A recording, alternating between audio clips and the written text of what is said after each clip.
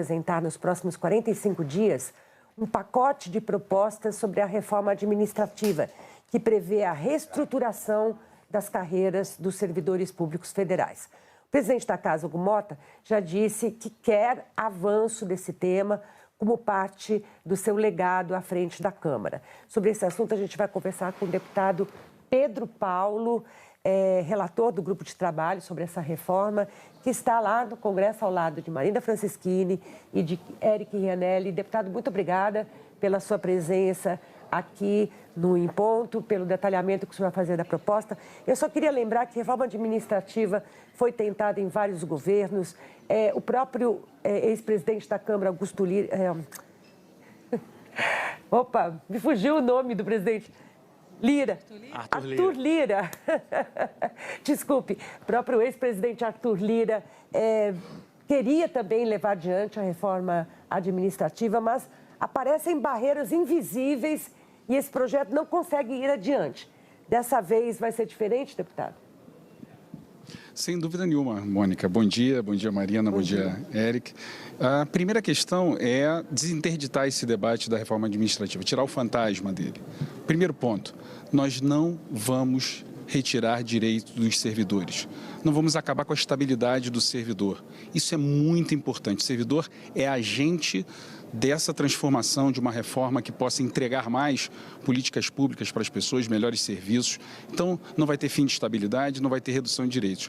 Agora, isso não impede da gente discutir fim e redução de privilégios, supersalários, aquelas verbas indenizatórias infindáveis e que nos envergonham no serviço público. Então, esse é um primeiro ponto. Segundo ponto, que também interdita esse debate, é nós acreditarmos que a reforma administrativa vai ser um grande ajuste fiscal.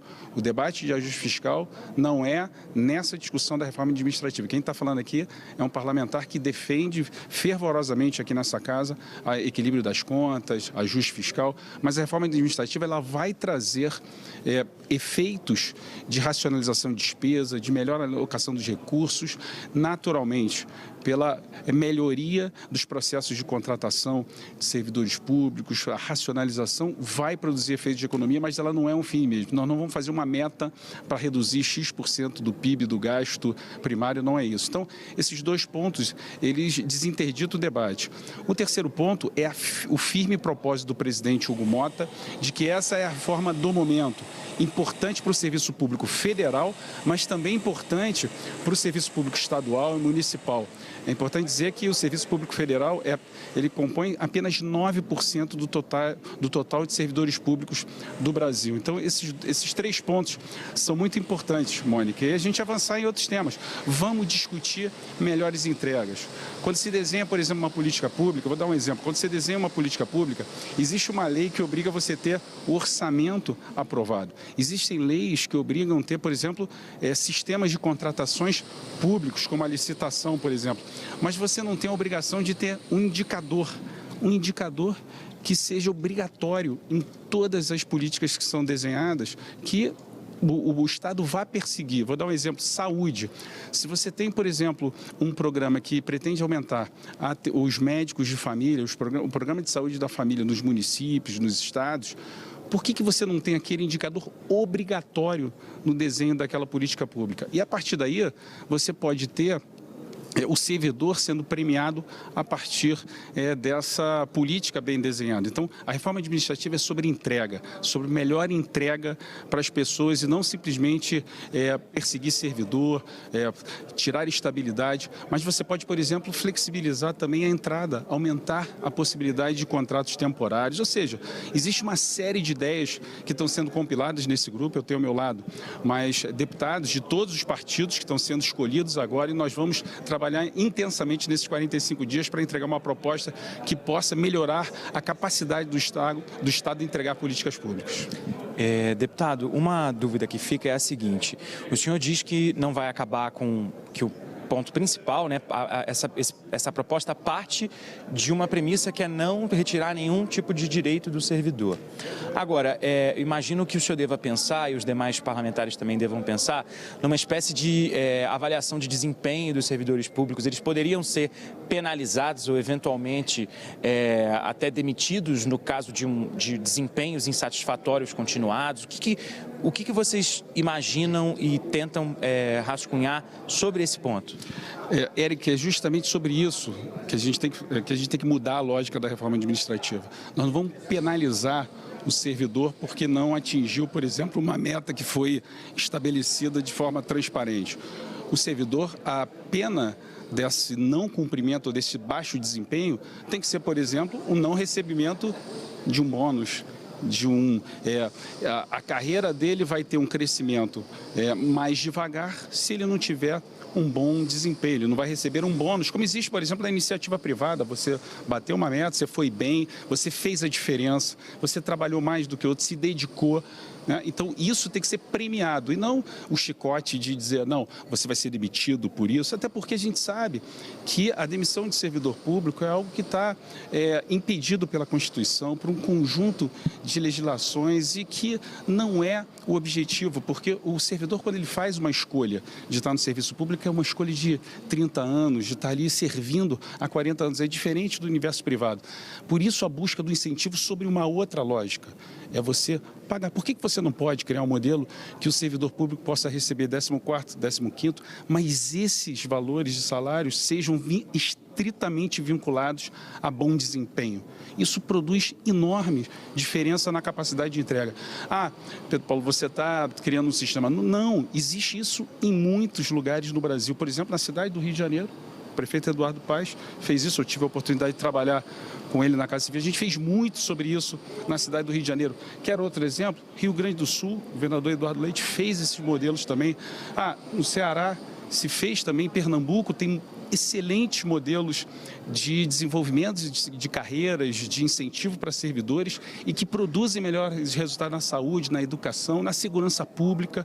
É possível fazer isso invertendo essa lógica, mas criando políticas públicas que sejam mais responsáveis, que sejam transparentes, que tenham ali, que usam tecnologia, que tenham indicadores claros e obrigatórios para que se possa colocar recursos, para que se possa investir e que o cidadão tenha essa percepção que o Estado está entregando mais a ele.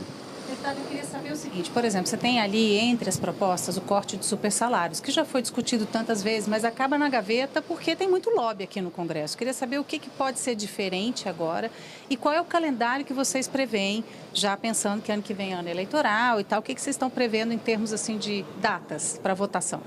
Essa questão dos supersalários, Mariana, dos excessos que são cometidos e muitas decisões que são pouco transparentes, que acontecem muitas vezes sem uma legislação específica, por um parecer. Isso há muito tempo se discute aqui e eu acredito que é uma oportunidade também na reforma administrativa. Ela vai tratar disso, mas existem outros projetos aqui na casa que tratam dos supersalários, mas vamos tentar nessa oportunidade também enfrentar esses lobbies que não são simples, mas que a gente pode sim apresentar. Eu acho que o cidadão está esperando isso. É pedagógico essa medida. As pessoas, quando veem juízes, quando veem servidores públicos recebendo 100 mil reais, 200 mil reais, R$500 milhão de verbas obscuras, isso não é bom para o serviço público e nós vamos trabalhar para isso. Agora, quanto à questão do calendário, o calendário já está pronto, é um calendário acelerado, mas a primeira... se nós queremos fazer uma proposta de reforma administrativa que melhore a entrega para o cidadão, que torne o Estado mais moderno, a produção da legislação também tem que ser rápida, seguir a disciplina no calendário. Nós vamos entregar daqui a 45 dias essa proposta consensuada nesse grupo de trabalho que é suprapartidário, para que nós possamos entregar ao presidente Hugo Mota, que está muito imbuído desse espírito, empolgado com a possibilidade de apresentar ao Brasil uma reforma que melhore a capacidade do Estado de entregar serviços públicos. Deputado, e o governo com isso? O governo vai participar desse debate? O governo está completamente dentro desse debate. A gente sabe que tem visões diferentes no governo. Quando fala de reforma administrativa, o governo se arrepia todo, mas eu acredito que essa discussão com inteligência, com racionalidade, em relação, com respeito ao servidor público, facilita muito o diálogo com o governo. Por exemplo, eu tenho dialogado bastante com a ministra Esther Dweck. Hoje, inclusive, vou levar o grupo de trabalho às 2 horas com a ministra Esther. Toda a equipe dela já está trabalhando comigo no desenho dessas propostas. Eu acho que é possível. A gente, obviamente, tem divergências em relação a visões sobre, por exemplo, desenvolvimento de carreira, esses processos de premiação de servidores. Mas isso é natural do processo político, mas o que nós aceleramos logo na largada, quando o presidente Hugo Motta me designou como coordenador, é o diálogo com o governo. Sem o governo e o parlamento juntos, nenhuma das reformas foram aprovadas. Assim foi a reforma previdenciária, assim foi a reforma trabalhista, assim foi a reforma tributária. E uma reforma com essa ambição, com essa profundidade de mudanças no desenho de políticas públicas, ela precisa das instituições dialogando, o governo, o parlamento, o judiciário também compreendendo que tem um papel importante nessa reforma. Então, eu acredito que essa nossa capacidade de diálogo que pode fazer a diferença ao lado dessa firme determinação do presidente Hugo Motta de apresentar a reforma administrativa. Certo, deputado, obrigado pela disponibilidade, bom trabalho. Mônica, é com você. Muito obrigada, deputado, pela entrevista. Bom trabalho.